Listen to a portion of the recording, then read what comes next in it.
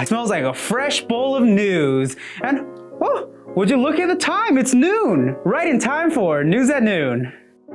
North Korea has just about had it up to here when it comes to everybody telling them to dial it back with the missile business. North Korean state media has put out a statement declaring Kim Jong-un solemnly declares that if the enemies continue to pose threats, our party and government will resolutely react to nukes with nuclear weapons. This coincides with North Korea having launched a Hwasong-17 missile this last Friday from Pyongyang. According to Japanese Defense Minister Yasuzaku Hamada, the missile has the potential to travel more than 9,000 miles, putting the US within range for a strike. Kamala Harris has also called this launch a brazen violation, the likes of which raises tensions and destabilizes security in the region.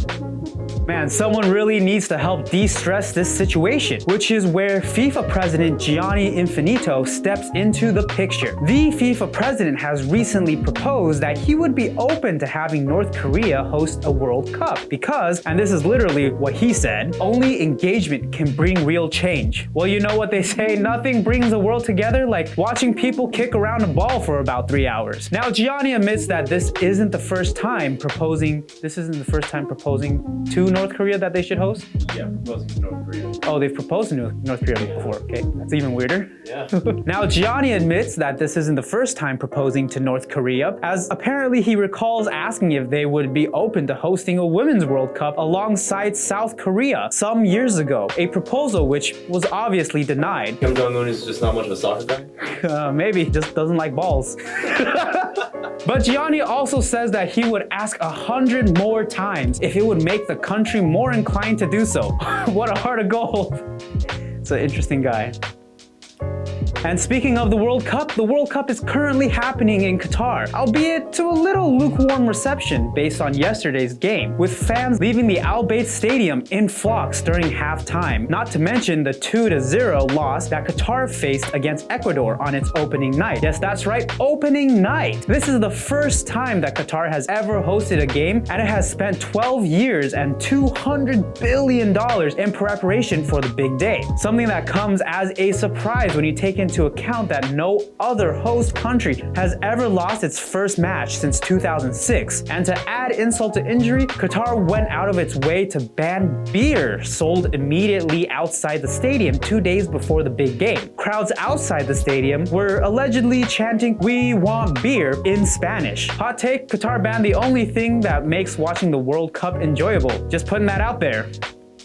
But you know what isn't banned? Trump and Kanye. Yes, both of them recently made their grand return to the social media stage of Twitter when Elon Musk began to reinstate the accounts of those who were previously banned. This comes as a surprise as Musk had earlier made a statement about not reinstating banned users until there was a clear process to do so. That's a quote. Trump's reinstatement, however, comes as a result of a poll that the millionaire hosted. Is he no longer a billionaire? Did I put millionaire? Oh, he's a rich guy. Where a slim majority of 51.8% of Twitter users voted to have Trump's Twitter brought back. 15 million people participated in the poll, and you guys, it was one hell of a battle. Trump, however, shows no interest in participating in Twitter despite his compliments directed towards Elon, choosing instead to focus on his own social network, Truth Network, which I believe is Truth Social, my bad. Truth Social, making sure to mention that it had better engagement than Twitter. Possibly some of the best engagement anyone has ever seen. Coinciding with Trump's resurrection, it looks like Jesus just rose again. That's so bad. And controversial artist Kanye West tweeting out, testing, seeing if my Twitter is unlocked. West, having recently been banned for making anti-Semitic remarks, remains to be blocked on other social media outlets, such as Instagram. He's been locked out of his account for 30 days for saying, well, I think we know what he's been saying. Let's hope he doesn't continue to go dumb and getting cut off by big tech.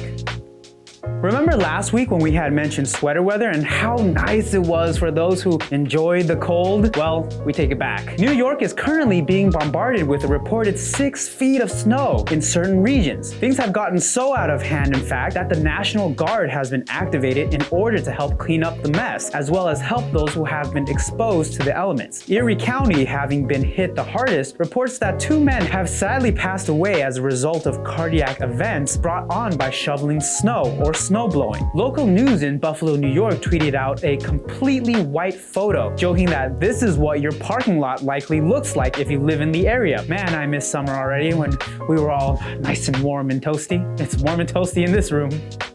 And a Chinese panda that was gifted to Taiwan in 2008 has just passed away, an event that couldn't have come at a worse time, where tensions between the two countries are at an all-time high. Tuan Tuan, the name of one of the gifted Chinese pandas, was given to Taiwan in 2008 as a sort of peace offering, in a practice commonly conducted by the Chinese in a tradition called panda diplomacy. It is reported that in recent months, Tuan Tuan, the 18-year-old panda, was eating only half of what he normally ate and was experiencing epileptic seizures in the weeks leading up to his passing. It is important to note that a panda's lifespan is between 15 to 20 years. However, they are expected to live much longer in captivity. In a surprising twist, 2 panda experts were sent over from Beijing to check on the big guy in an effort to assist the veterinarians in taking care of the sick bear, an effort that was recognized by the Taipei Zoo, which expressed its gratitude for the collaborative efforts. Tributes have been paid across Taiwan to the popular panda. May he fly high and forever live in our hearts.